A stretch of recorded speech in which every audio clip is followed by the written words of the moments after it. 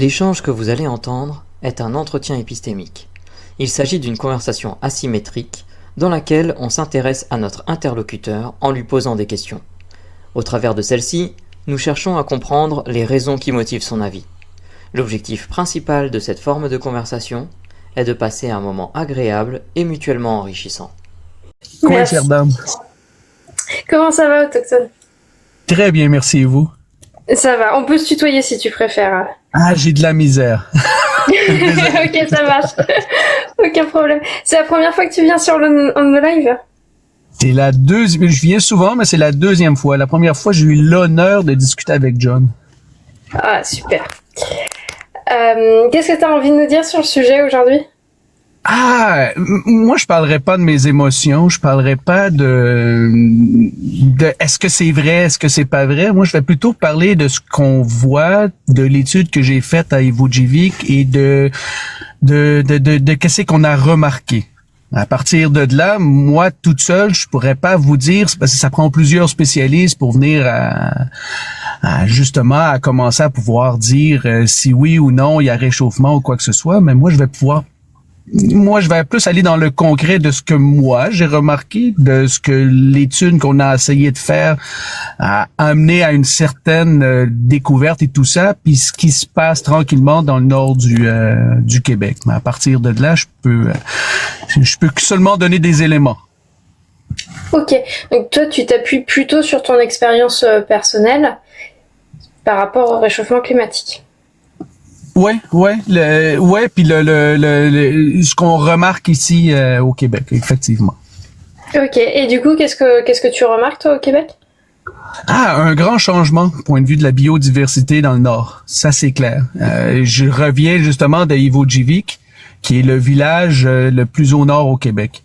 On a passé l'hiver là-bas. Ce qu'on a remarqué justement, la recherche en tant que telle était pour observer l'oxygénation des eaux dans le nord et le changement et le déplacement de bancs de poissons qui sont très importants pour la pêcherie au Québec. Aussi l'augmentation de tout ce qui était de certains mammifères qui pouvaient être nuisibles malheureusement. Dont certaines espèces comme le phoque ou quoi que ce soit, le phoque commun et tout ça. Et puis c'était une étude qu'on a faite, mais là on est en train de l'analyser. Là, en premier, on est allé chercher des esquisses, des points, je te dirais de l'information pour être capable de pouvoir faire une analyse. Et puis on a fait ça conjointement avec les États-Unis, avec l'Alaska et le Canada pour tout le nord du Canada. Et ce qu'on a remarqué, c'est effectivement, il y a une fonte des glaciers qui est assez importante. Je te dirais que les prédateurs ont de moins en moins de facilité à aller qui vivent sur les banquises. Alors, de plus en plus, on va observer des ours polaires proches des villages inuits. Il y a plusieurs aussi cas qui fait en sorte qu'il y a même eu, depuis quelques années, on a remarqué même de l'hybridation avec le grizzly. Qu'il y en a qui disent le fameux gros lard, moi j'aime mieux le paisley, qui fait en sorte que justement il y a une forme de migration de l'ours polaire vers le sud, ce qui fait en sorte que ça va devenir un super prédateur. Imaginez l'agressivité d'un grizzly et de l'ours polaire et la machine de combat du grizzly, ça va être assez phénoménal comme mammifère. Ensuite, on a découvert aussi qu'il y a de moins en moins de prédateurs pour le phoque. Alors qu'il va se nourrir, un phoque, ça se nourrit d'énormément de poissons. J'ai pas le papier en avant de moi, fait que je donnerai pas le nombre de poissons qu'il peut manger en une journée, mais on peut l'imaginer à la grosseur des bêtes. Et puis, il n'a pas de prédateurs. Alors, littéralement, quand tu viens en Gaspésie, ceux qui sont les Québécois qui sont parmi nous, il y a une genre de frontière imaginaire qu'on est littéralement envahi par le phoque. C'est très beau pour les touristes, mais on peut se rendre compte à quel point que ça devient très dangereux pour la pêche. Et je te dirais que de moins en moins de saumon dans nos rivières aussi. Depuis 3 ans, on a la pêche au saumon est très restreinte. Et je te dirais que même dans dans les bassins de frayage du saumon, on remarque exactement qu'il y a une diminution très, très, très importante, je te dirais, autour de 70% de diminution, ce qui est assez alarmant.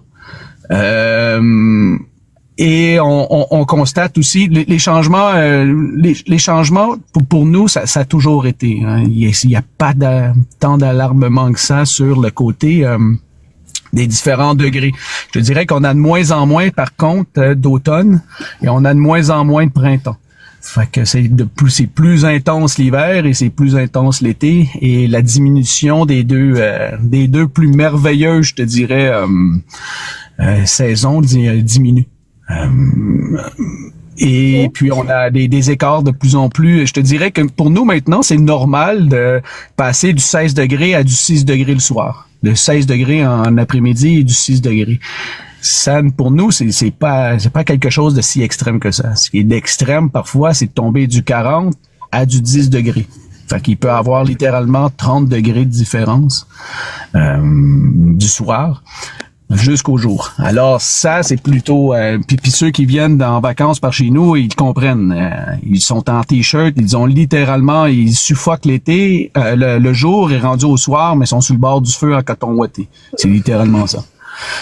Okay. Mais est-ce que je dis qu'il y a un réchauffement climatique ou quoi que ce soit? J'ai pas l'expertise pour pouvoir... ça prend plusieurs personnes pour pouvoir. Mais ce que je constate, c'est vraiment un changement. Ok.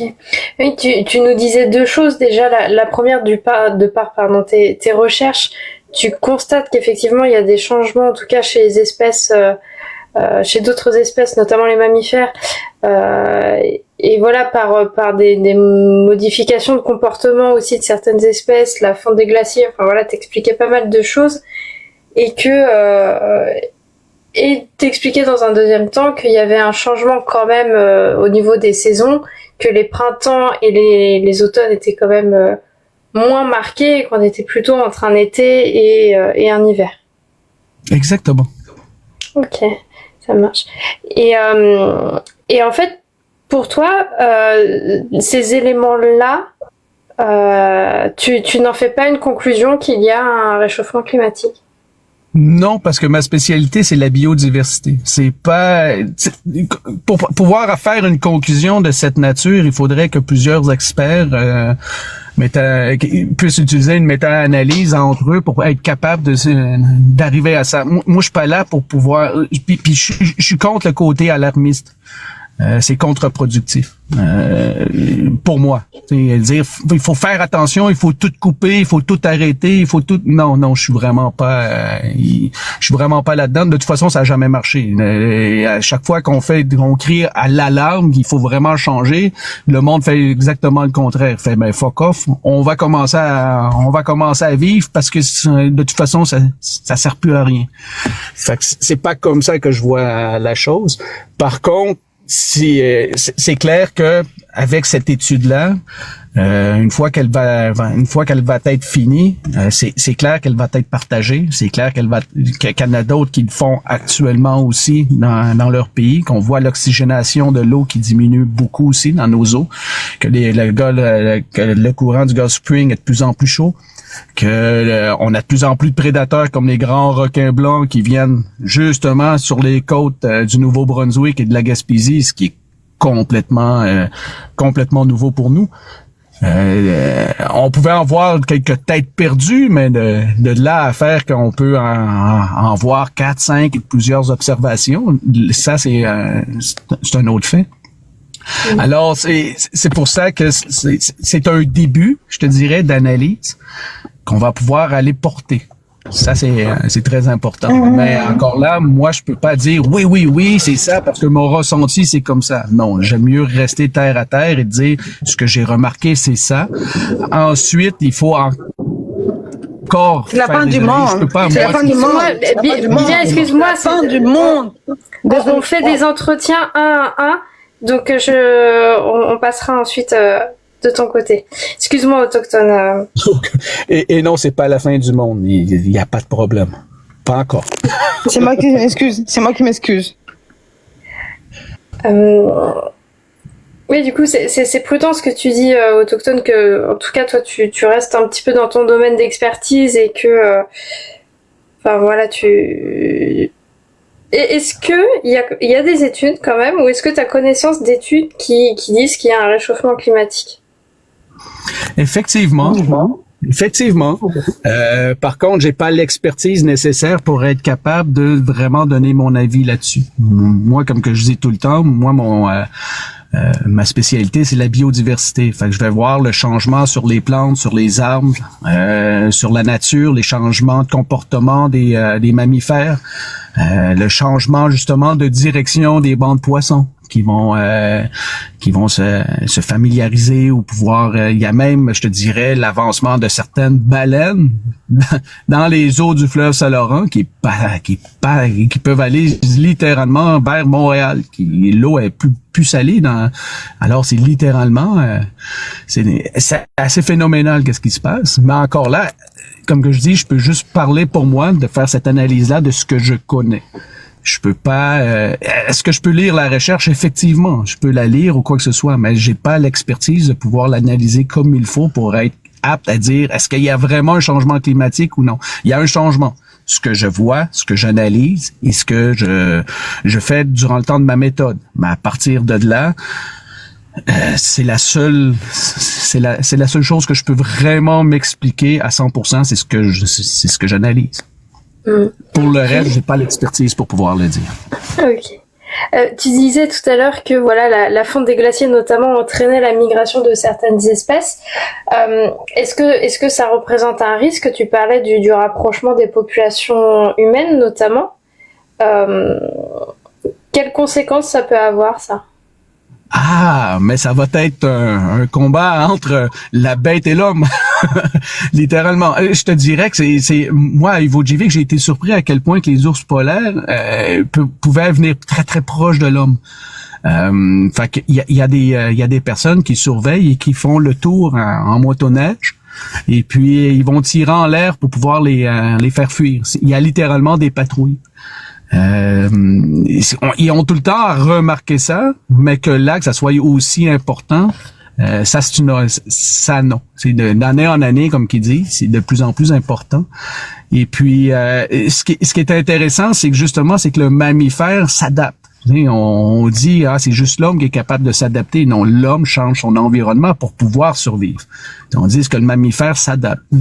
Souvent, les mammifères vont s'adapter. Puis là, c'est l'hybridation, moi, qui m'a vraiment intéressé entre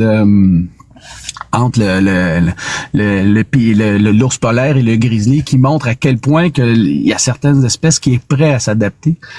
Et c'est assez intéressant. Hein? Je vous invite à aller voir sur Google une photo du Pizzly.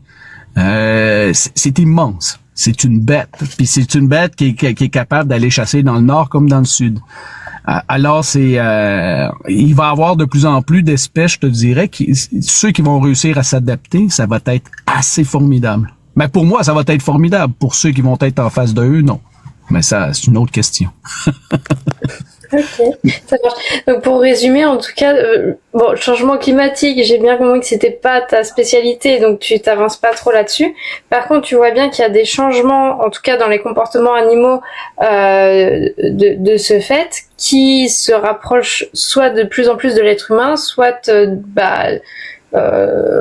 comment dire, il y a des mélanges entre les espèces pour permettre une adaptation à ce changement. Mais il y a pas de mélange, je te dirais, c'est plus intra. Ça veut dire qu'un ours, il y aura pas une hybridation entre un ours et, je te dirais, un cerf, mais entre intra-espèces. J'ai de la misère avec le terme espèce, mais bon, pour pouvoir me faire comprendre, c'est à l'intérieur, je te dirais, d'un groupe commun, il va avoir des hybridations, effectivement. Ok, très bien. Et du coup, de ce domaine de recherche-là, quelles sont les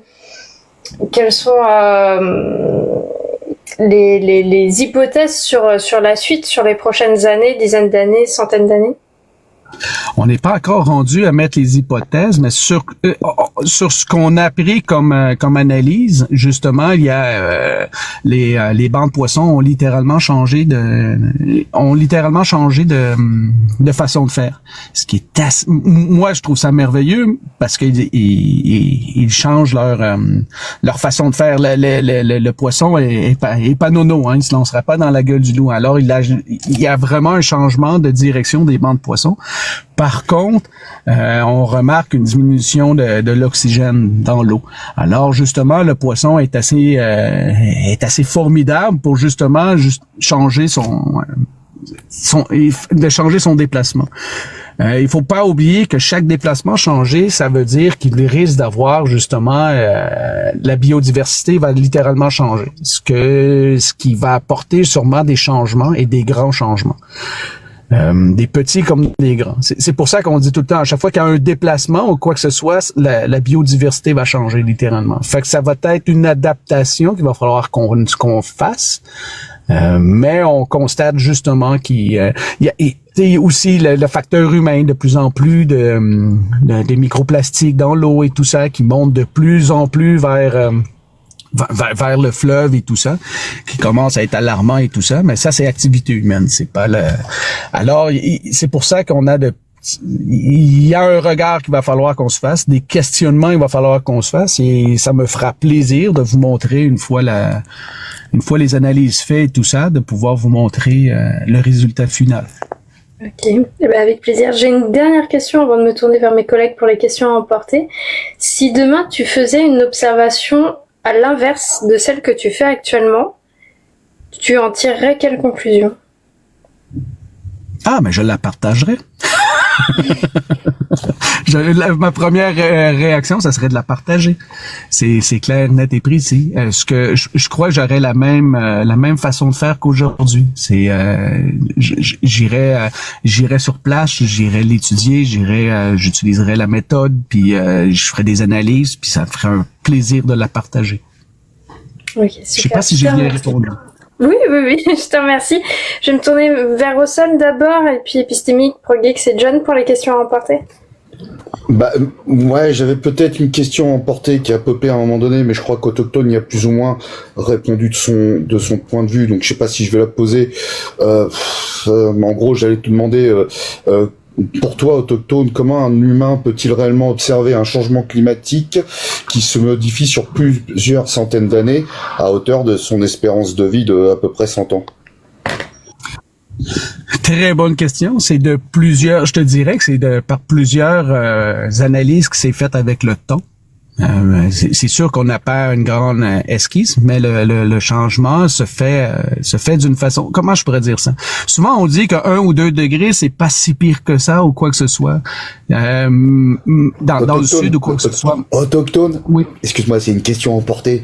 C'était pour garder, et je vais la reformuler. Comment un être humain lambda, sans outil de mesure, il peut lui-même constater, à hauteur de sa vie, qu'on l'espère la plus longue, un changement climatique de plus de 1000 ans. Voilà, c'était juste. Mais il faut passer la parole aux autres copains. Je suis désolé. Tu la gardes. Tu peux la laisser sur place, mais si tu veux, tu l'emportes avec toi dans le Grand Nord canadien. Ça me ferait plaisir. Comme ça, j'aurais l'impression de partager ce petit voyage avec toi. Un honneur. Mais venir dans le Grand Nord. Juste ça. Non, pas de questions.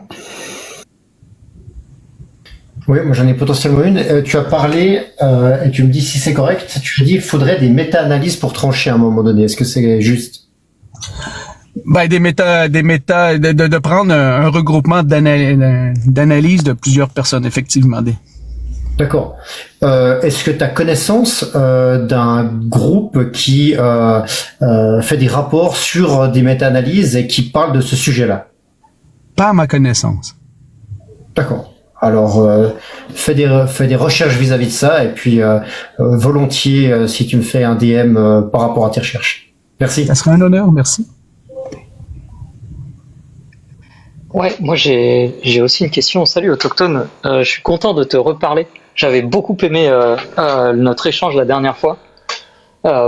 Et là, je suis aussi très intéressé par la manière dont tu expliques les choses.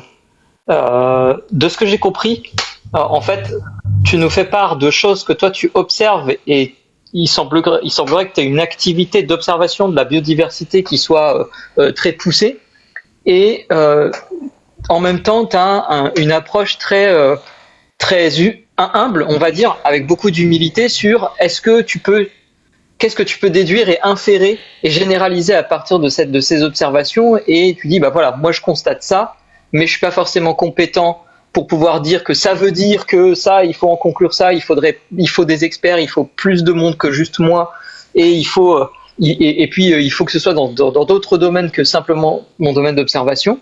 Ça, je trouvais ça très intéressant. Et il y a un truc que tu as dit qui m'a interpellé entre guillemets. Tu as dit voilà, moi je pense pas qu'il faille être alarmiste ou quelque chose comme ça, parce que ça marche pas, ça sert à rien. Et donc du coup, ça m'a amené plein de questions, mais je vais juste t'en laisser une à emporter. Est-ce qu'il y a quelque chose que tu pourrais observer ou que tu pourrais constater dans la science ou dans je ne sais quoi, dans ce que tu fais toi, qui pourrait t'amener à un moment donné à te dire bah jusque-là je me disais qu'il fallait peut-être pas que je sois alarmiste parce que c'était contre-productif, mais maintenant je pense qu'il faut que je devienne alarmiste. J'adore, merci. Bon, je vais poser la dernière petite question, la plus importante. Comment tu t'es senti pendant cet entretien? Ah, ben, honoré. À chaque fois que je suis ici, je me sens vraiment à ma place. C'est comme un safe place pour moi. J'adore. Ah, c'est gentil. Merci beaucoup. Et j'ai beaucoup aimé cet échange aussi. C'était sympa. Honoré, moi aussi. Vous posez des bonnes questions. J'ai vraiment apprécié. Merci beaucoup, Tocton. Tu sais très bien que tu es le bienvenu chaque semaine.